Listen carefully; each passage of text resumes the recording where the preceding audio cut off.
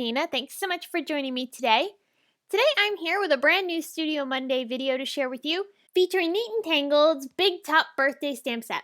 Now, before I get any further, I have to say this stamp set is one of my most favorite so far this year. This has got to be one of the cutest stamp sets that have come out in 2016. I absolutely adore the darling images that are included in this set that can be used to create fun circus-themed cards. So here's the stamp set. This is the Big Top Birthday, and you can see it's got so many cute images, plus the coordinating dies, which you can purchase separately. These are over at the Simon Says Stamp Shop, which I'll have linked below in the video description and on the blog. For my card today, I'm going to be pairing them with the Falling Circles stamp set from Neat Tangled. This just came out in the July release. And then this Journaling Alphas die set, which is a great alphabet die collection.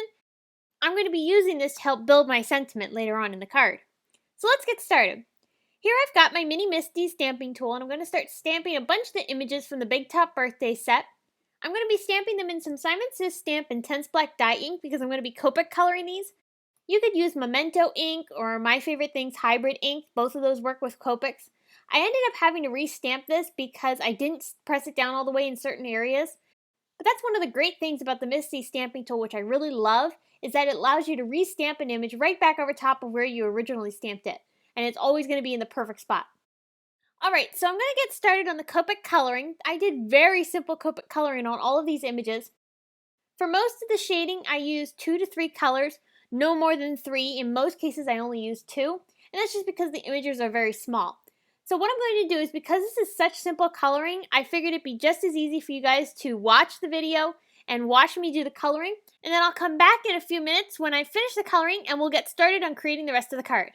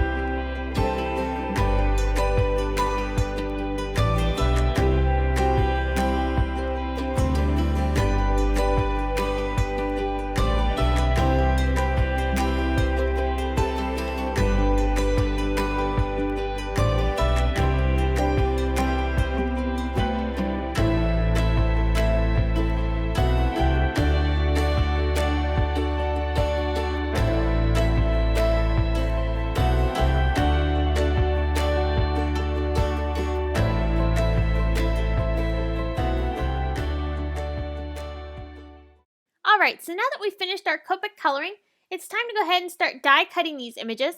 Here I've got the coordinating Big Top birthday dies. I'm using blue painter's tape. This is painter's tape that you can get at pretty much any box store. I mean, places even like Walmart have this tape. And you can just find it in the painting section. I use this to hold my dies because it's got fairly low tack, and I neutralize it even more by applying it down onto my craft mat or shirt just to kind of get that stickiness off. And once you do that, the tape ends up being a very low tack, which is perfect for using to hold things down onto paper that you don't want to rip. So in this case, I just carefully peel off the tape, and it's held my die in the perfect position as I ran this through my Big Shot machine, which is perfect. Alright, so now I need to stamp a sentiment, so I'm taking some Tide Pool ink from Hero Arts. I really thought this matched pretty well with the colors that I've chosen. I'm also taking some Audrey Blue cardstock from Simon Says Stamp, and I'm going to go ahead and die cut those Journaling Alpha dies from Neat and Tangled with this paper. Now, bear in mind I had to die cut the O twice because, of course, there was only one O die, so I needed to run that through my machine twice. However, you can see here I've die cut all the letters, and it spells out the word hooray. Next, I'm going to start working on the background. So I'm taking the Falling Circles stamp set, and I'm going to start lining this up along the top portion of my card. Now, one thing I want to mention is that I'm creating a larger than normal card today. This card is 6¼ inches tall by 4½ inches wide. And the reason I'm creating such a large card is because I first of all wanted to do something different. And second of all is because this scene, the way I had it in my mind, it worked better on a taller card than it did on a shorter A2 size card. So don't feel like you have to be confined to an A2 size card when you're creating. You can use a smaller card, you can use a larger card, whatever works best for the card that you're creating. Don't feel like you have to be confined to that A2 size. So I'm creating a little bit of a mask here after I've stamped those falling circles in some Mango Smoothie ink from Altenew. I created that mask along the bottom portion, which is just some painter's tape that I applied along, I'd say maybe the bottom ½ inch of the card. And I'm starting to blend some squeezed lemonade distress ink all around this panel. And the way I'm blending the ink is that I'm allowing the center area of the panel to have white space, and then all the edges are colored with the squeezed lemonade. And this is just going to give the background a nice soft color tone and will really help add a lot of color to this card. After I removed the mask, I reapplied it back on the other side of that ½ inch that I masked off originally. And I'm doing this so that way I don't get any of this Copic coloring that I'm doing on the yellow that I've already applied down. So I'm taking some warm gray Copic markers and I'm adding some shading along the ground. This is just going to help give me my first base coat of color that will allow me to ground my images and help them have something to stand on. I'm going to also add some darker shading later on. I didn't capture that on video, but all I did was add a little bit slightly darker shading underneath where each of the images were standing. And that just helped give a little bit more realistic appearance. But please don't feel like you have to add that. That's just something I like to do. And if you feel like doing it, go right ahead. But if not, it's totally okay. It still looks beautiful. Now I'm applying down my little letters here with some liquid adhesive. I've lined them up previously before I glued them down just to make sure I get the spacing right. I'm going to add a little bit of die cut detail using a My Favorite Things border die. This is just a really cool stitching line, and I'm just going to tape that down and run this through my Big Shot machine on all the edges. It creates a really nice finishing touch to the design. I'm going to take my elements now and start popping them up off of my card panel. I popped the banner up with one layer of foam tape, and I'm going to start laying out some of the other images. Now, I did not press these images down all the way as I laid them down onto the card. I just laid them right onto the paper. So that way it gave me an idea of where I was going to be placing them, but it allowed me to lift them back off and change things up a little bit as I went along, like I did with this bear. I ended up deciding I wanted him on 2 layers of foam tape, and the little lion is also on 2 layers of foam tape. The 2 children are on 1 layer, and the balloon for the little girl has 2 layers of foam tape underneath it as well. And that just helped give a little variation in dimension to help give this scene a little bit more realistic appearance. Now I'm shaking up my Spectrum Noir Sparkle Pen. This is something you want to do when you use your sparkle pens. You want to make sure that you shake them up really well to get that sparkle that's in the barrel to move around a little bit more, mix with the liquid that's in there, because you don't want it to be settling all at the bottom and then not having the sparkle come out easily. I'm applying the sparkle over top of all the letters. I made sure I covered all the letters with the sparkle. And I'm also adding it to the little circles from the Falling Circles stamp set. Now you don't have to add this much glitter, but I love adding glitter, so I had to do it. And I'm also going to add it onto some of the children's elements. I'm also adding it to some of the little pieces like the little stand that the bear is on. I've added it to his party hat. I added it to the icing of the balloon. It's fun to add so much little sparkle details to the card. I'm also going to add some white details using a white gel pen. This is just Signo Broad gel pen, and I love doing this for my colored images. I think it really adds a nice finishing touch. Once I've added those, it's time to build my card. This is 2 pieces of 6 1/4 by 4.5 inch paper. These are Neenah Solar White cardstock panels. I'm putting them into my Martha Stewart scoring board, and I'm going to score the first one at 1/2 inch down. This is going to be the back side of our card. Because this is a large card, I need to create my own card base.